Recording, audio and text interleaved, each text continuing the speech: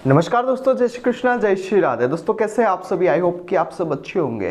दोस्तों यहाँ पर आज के इस वीडियो में चर्चा करेंगे इस शिवरात्रि कालसर्प दोष से पीड़ित मेरे भाई बहन, केमुद्रम दोष से पीड़ित मेरे भाई बहन और नवग्रह के दोषों से पीड़ित मेरे भाई बहनों को क्या उपाय करना चाहिए जिससे उनके जीवन की सारी समस्याएं दूर हो सके, उनके जीवन में आने वाली परेशानियां दूर हो। तो देखते रहिएगा इस वीडियो को और बने रहेगा मेरे साथ। मेरा नाम है विशाल और आप देख रहे हैं एस्ट्रोविश यूट्यूब चैनल। सब्सक्राइब कीजिए एस्ट्रोविश यूट्यूब चैनल को और बेल आइकन को प्रेस कीजिए जिससे कि मेरे द्वारा अपलोड की हुई सारी यूट्यूब वीडियोस का नोटिफिकेशन आपको मिलता रहे। आप देख रहे हैं world's number 1 free astrology service Astrowish YouTube channel.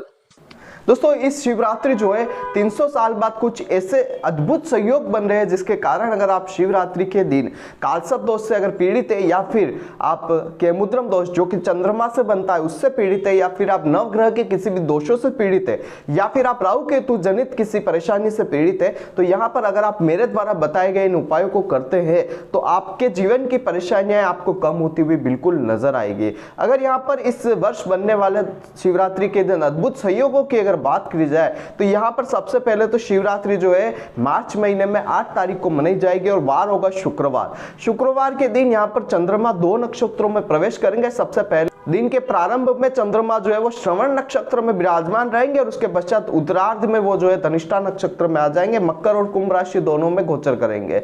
वहीं अगर देखा जाए तो इस दिन बहुत अच्छा शिव योग बना है और स्वार्थ सिद्धि योग इस दिन बना हुआ रहेगा। और विशेष तौर पर नवग्रहों की स्थिति अगर देखी जाए तो मेष राशि में देवगुरु बृहस्पति विराजमान रहेंगे, मकर राशि में चंद्रमा और मंगल देव विराजमान रहेंगे, कुंभ राशि में शनिदेव, सूर्यदेव और शुक्र देव विराजमान है। और साथ ही अगर देखा जाए तो मीन राशि में राहु देव और बुध देव और कन्या राशि में केतु देव विराजमान रहेंगे। ये नवग्रह जो है ये 5 राशियों में सिमटे हुए रहने वाले हैं। और साथ ही एक चीज कहना चाहूंगा, अगर आपने पंचदेव का रक्षा स्त्रोत सुना है, सदा भवानी दाहिनी सन्मुख रहत गणेश 5 देव रक्षा करे ब्रह्मा विष्णु महेश, तो यहाँ पर अगर आप इन 5 राशियों में विराजमान होते हुए इन नवग्रहों के अगर उपाय करते हैं तो ये 5 देव भी आपकी सुरक्षा करेंगे, आपके जीवन के आने वाली समस्याओं को दूर करने वाले रहेंगे। यहाँ पर अगर बात करी जाए सबसे पहले हमारे कालसर्प वाले भाई बहनों के लिए, लेकिन उससे पहले आप सभी से एक चीज कहना चाहूंगा, अगर आप अपनी कुंडली का विश्लेषण हमसे करवाना चाहते हैं या फिर आप ये जानना चाहते हैं कि आपके लिए फेवरेबल स्टोन कौन सा है, या फिर आप ये जानना चाहते हैं कि कब आपकी नौकरी लगेगी, कब आपको व्यापार में अच्छी सफलता मिलेगी, कब आपकी शादी होगी, कब आपको संतान प्राप्ति होगी, या फिर कब आपको मकान की प्राप्ति होगी, कब आपको वाहन की प्राप्ति होगी, कब आपके जीवन में सुख समृद्धि आएगी, इस तरीके के अगर आपके जीवन बहुत सारे सवाल, अगर आप कंफ्यूज है तो आप कंफ्यूज मत होइए। नीचे स्क्रीन पर हमारे नंबर आ रहे हैं, आप उस पर कॉन्टेक्ट करिए और अपनी कुंडली का विश्लेषण हमसे अवश्य करिए। और यहाँ पर हमने आप सभी के लिए एक विशेष ऑफर लिखा हुआ है। अगर आप अपनी कुंडली का फ्री एनालिसिस करवाना चाहते हैं तो हमने एक सवाल का जवाब आपके लिए फ्री रखा हुआ है। आप चाहे जब इस चीज का आनंद ले सकते, इस ऑफर का अनुभव ले सकते हैं। तो यहाँ पर अगर आपको ये वीडियो पसंद आती है तो इस वीडियो को दूसरे लोगों के साथ शेयर अवश्य करें, चैनल को सब्सक्राइब करना मत भूलिएगा। शुरू करेंगे कालसर्प वाले जातकों के लिए क्या उपाय इस शिवरात्रि करना चाहिए जिससे उनके जीवन की कालसर्प से संबंधित जो भी समस्या है वो दूर हो जाए। अब दोस्तों कालसर्प दोष कैसे बनता है? राहु केतु के मध्य जब सारे नवग्रह आकर बैठ जाए, एक चीज का आपको विशेष तौर पर ध्यान रखना है कि राहु केतु के मध्य में से अगर चंद्रमा भी बाहर आ गया, एक भी ग्रह अगर बाहर आ जाता है तो कालसर्प दोष नहीं कहते, उसे आंशिक कालसर्प दोष कहा जाएगा, जिसके लिए उपाय अलग होते हैं। तो इस चीज का आपको विशेष तौर पर ध्यान रखना है। तो यहाँ पर अगर कालसर्प दोष के उपायों में देखा जाए तो देवादिदेव महादेव की आप जिस तरीके से शिवरात्रि के दिन पूजा पाठ करते हैं उस तरीके से नॉर्मल आप पूजा पाठ करते रहे। आपको करना यह है कि ये एक रिंग शो हो रही है आपके सामने, आप देख सकते हैं इस तरीके की रिंग आपको बनवानी है और एक चांदी का नाग और नागिन का जोड़ा आप कहीं से अरेंज कर ले, आपको मिल जाएगा। आप छोटा सा एक नागिन का जोड़ा लेकर आए और यहाँ पर आपको मैं जो बता रहा हूँ उस तरीके से पूजा करनी है। यहाँ पर आप जैसे ही शिवरात्रि के दिन देवादिदेव महादेव की आराधना करना शुरू करते हैं, उस नाग और नागिन के जोड़े को आप देवादिदेव महादेव के सामने रख दीजिए और साथ ही वो जो रिंग है उसको भी वहीं पर रख देना है। जो पूजा पाठ आप करते हैं, जैसे रुद्राष्टक कर रहे हैं, शिव चालीसा का पाठ करें, जो भी आप जिस तरीके से भी पूजा करते हैं, जो पंडित जी करते हैं उस तरीके से उनसे करने दीजिए। सारी वस्तुएं जो जब खत्म हो जाती है, सब कुछ हो जाता है, यहाँ पर आप जब पूजा संपन्न हो जाते है, और इस पूजा में आपको विशेष तौर पर यह ध्यान रखना है कि यह पूजा कहीं ना कहीं नदी के किनारे ही होगी, जहां पर शिव मंदिर होगा और नदी भी होगी, उस जगह आपको ये पूजा करनी है। तो यहाँ पर जब ये पूजा संपन्न हो जाए तब आप पूजा से उठे, उसके बाद आपको वो नाग नागिन का जोड़ा और वो जो अंगूठी है वो लेकर जानी है नदी के किनारे। नाग नागिन का जोड़ा आप किसी पत्तल पर ले ले और पत्तल पर रखकर उस जोड़े को बहा दे और प्रार्थना करें कि जो कालसर्प दोष से रिलेटेड जो भी परेशानियां हैं आपकी वो दूर हो। और यहाँ पर इस विशेष पूरी पूजा में आपको राहु केतु के मंत्र का जप करना आवश्यक है। आप पूरी पूजा में राहु केतु के मंत्र का जप करेंगे और पूरी शिवरात्रि जब तक शुरू होती है, जब तक समाप्त होती है, तब तक अगर आप राहु केतु का जप करते हो और इस पूजा के दौरान या नाग नागिन के जोड़े को बहाने के समय भी अगर आप राहु केतु के मंत्र का जप करते तो आपके लिए बहुत अच्छी चीजें रहेगी। जब राहु केतु के मंत्र का जप करते हुए आप नाग नागिन के जोड़े को बहा दे और जो रिंग आपने ले रखी है, जो मैंने आपके रिंग के लिए बोला था, ये रिंग आपके सामने शो हो रही है। अगर आप ये रिंग जो है वहां पर उस पानी में आप रिंग को साथ में ही लेकर नहाएं और नहाने के बाद विशेष तौर पर ध्यान रखना है जो कपड़े आपने पहने हुए तो वो कपड़े वापस यूज नहीं करने हैं। आपको जो नए कपड़े जो एक भी बार आपने नहीं पहने, एकदम फ्रेश कपड़े हैं, वो यूज करने हैं, उन्हें पहनिए और उसके बाद उस रिंग को आप धारण कर लीजिए।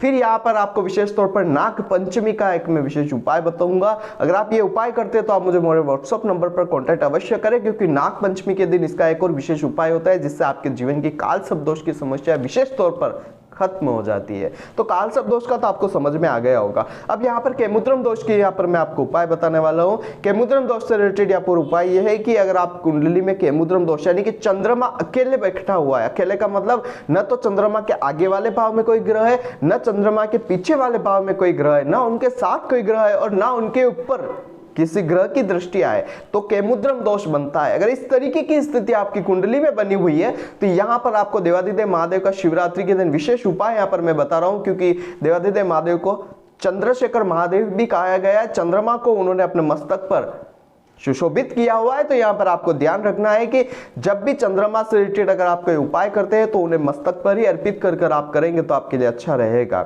एक तो केमुद्रम दोष के लिए विशेष उपाय यह है कि आप देवाधिदेव महादेव की जो भी आराधना करते रहिए। शिवरात्रि के दिन विशेष तौर पर आपको 3 किलो चावल लेने, 3.25 किलो आप चावल ले ले और देवाधिदेव महादेव के सामने बैठ जाए। जैसे भी आप अभिषेक करते हैं, जल चढ़ाते हैं, दूध चढ़ाते हैं, सारी चीजें होने के बाद देवाधिदेव महादेव को आप चावल से अभिषेक करेंगे। चावल से अभिषेक कैसे होता है, इस तरीके से आप चावल से अभिषेक करें। आपके हाथों में चावल होने चाहिए और देवाधिदेव महादेव की आराधना आप करते रहे। अपने मन की इच्छा, मनोकामना की जो भी आपकी इच्छा है वो करते रहे और विशेष तौर पर ध्यान रखने के हो सके तो आप देवाधिदेव महादेव को खीर का भोग लगाए, आपके जीवन की समस्या दूर होगी। और यहाँ पर एक चंद्रमा का उपाय यहाँ पर मैं आपको विशेष तौर पर बता रहा हूँ। चंद्रमा विथ मोती अगर आपको कहीं से पेंडेंट मिल जाए आप लेकर आ जाइए और देवाधिदेव महादेव के मस्तक पर चढ़ा दीजिए। और चढ़ाने के बाद आप जो भी पूजा पाठ है जैसे कि चावल चढ़ाना, जल चढ़ाना वगैरह करके अंतिम में जब पूजा हो जाती है तो वो चंद्रमा का जो पेंडेंट आपने चढ़ाया वो वापस उन्हें ले लीजिए और लेकर आप इसे जीवन भर के लिए अपने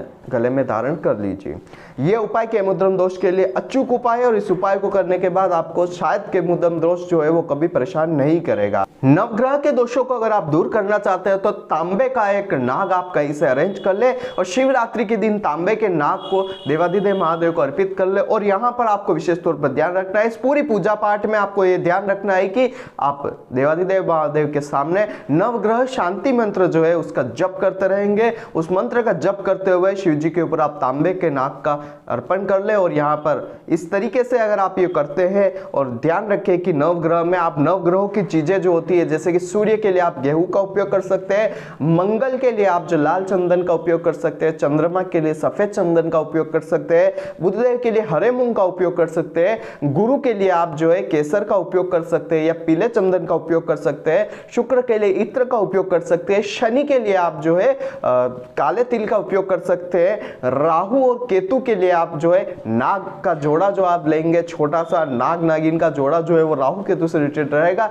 वो आप उपयोग करें। इन नव ग्रहों से रिलेटेड जो ये उपाय है ये सारी चीजें आप लेकर आप शिव जी की पूजा पाठ करिए। आपके जीवन की समस्याएं देखिए कैसे दूर होती है। नवग्रह से रिलेटेड कोई भी समस्या है इस शिवरात्रि आप दूर कर सकते हैं। और विशेष तौर पर मैं देवाधिदेव महादेव से रिलेटेड आप सभी से भी प्रार्थना करूंगा कि आप सभी के दुखों को वो हर ले और आपके जीवन में सुख समृद्धि लेकर आए। तो ये जो उपाय मैंने बताया है नवग्रह से रिलेटेड, काल सर्प दोष से, केमुद्रम दोष से रिलेटेड, अगर आप ये उपाय अपने जीवन में करेंगे तो आपको इन ग्रहों से रिलेटेड जो समस्या है वो दूर होती हुई नजर आएगी। तो आज की वीडियो में बस इतना ही। यहाँ पर विशेष तौर पर आप सभी से कहना चाहूंगा, अगर आप अपनी कुंडली का विश्लेषण करवाकर ग्रहों से रिलेटेड उपाय कोई प्राप्त करना चाहते हैं या फिर आप ये जानना चाहते हैं कि आपके लिए फेवरेबल स्टोन कौन सा है, या फिर आप ये जानना चाहते हैं कि आपकी नौकरी कब लगेगी, कब आपको व्यापार में अच्छी तरक्की प्राप्त होगी, कब आपकी शादी होगी, कब आपको संतान प्राप्ति होगी, कब आपके जीवन में सुख समृद्धि आएगी, कब आपको मकान प्राप्ति होगी, कब आपको वाहन प्राप्ति होगी, इस तरीके के अगर आपके जीवन में बहुत सारे सवाल है और आप कंफ्यूज है तो आप कंफ्यूज मत होइए। नीचे स्क्रीन पर हमारा कॉन्टैक्ट नंबर आ रहा है, आप उस पर कॉन्टैक्ट करिए और अपनी कुंडली का विश्लेषण हमसे अवश्य करवाइए। यहाँ पर विशेष तौर पर हमने आपसे भी सभी के लिए एक सवाल का आंसर फ्री रखा हुआ है। आप वन टाइम अपने एक सवाल का आंसर हमसे प्राप्त कर सकते हैं। यहां पर अगर आपको ये वीडियो पसंद आती है तो इस वीडियो को दूसरे लोगों के साथ शेयर अवश्य करें और उन लोगों के साथ शेयर अवश्य करना जो केमुद्रम दोष, कालसर्प दोष और ग्रह दोष से पीड़ित है। और इस चैनल को सब्सक्राइब करना मत भूलिएगा, क्योंकि इस तरीके के एस्ट्रोलॉजिकल वीडियोस मैं आप सभी के लिए बहुत सारी लेकर आता रहता हूं। तो कल फिर मिलेंगे एक नए वीडियो के साथ, एक नए टॉपिक के साथ। तब तक के लिए जय श्री कृष्णा, जय श्रीनाथ जी बाबा की। आई होप कि मेरे द्वारा बताई गई जानकारी आपके लिए हेल्पफुल और महत्वपूर्ण रही होगी। अगर आपको ये वीडियो पसंद आती है तो इसे दूसरों के साथ भी शेयर कीजिए, जिससे कि दूसरे लोग भी इस चीज का फायदा उठा सके। दोस्तों बने रहिए इस चैनल के साथ। मेरा नाम है विशाल और आप देख रहे हैं एस्ट्रोविश यूट्यूब चैनल। जय श्री कृष्ण।